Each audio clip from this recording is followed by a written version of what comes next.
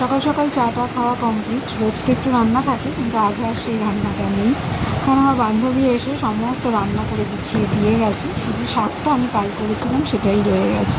তাই খাবারটা এখানে আমার হাজব্যান্ডকে বেড়ে দিচ্ছিলাম, কারণ ও খেয়ে দিয়ে অফিস যাবে।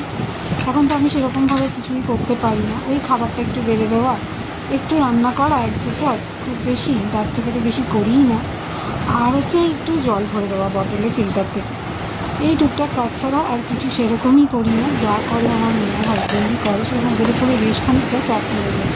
তাই ভাবলাম খাবারটা যদি মুখের সামনে একটু বেড়ে দেওয়া যায়, ভালোই যায়। তাই খাবারটা বেড়ে একটু গরম করে দেবো বলে প্লেটে একবারে করে নেব। তারপরে আর কি একটু টুকটাক কাজ থাকে, সেগুলো একটু করবো। আজকে রান্না একটাও কিন্তু আমার করা না, শাকটা শুধু করা।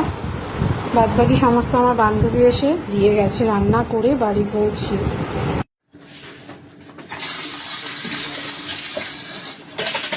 প্রচুর আইটেম নিয়ে এসেছিল, মাছ, মাংস, এঁচড় ছিল, চাটনি ছিল, প্রচুর আইটেম। যাই হোক, মাংসটা আর দিলাম না, তো রাত্রিবেলা রুটির সাথে হয়ে যাবে, কারণ এত কিছু আবার একসাথে খেতে পারে না। এখানে এই ফিল্টারের জলটা ভরবো বলে বটলগুলো ধুয়ে নিচ্ছিলাম। সারাদিন এই করেই আমার কেটে যায়। আজকের গল্প কেমন লাগলো অবশ্যই কিন্তু জানাবেন।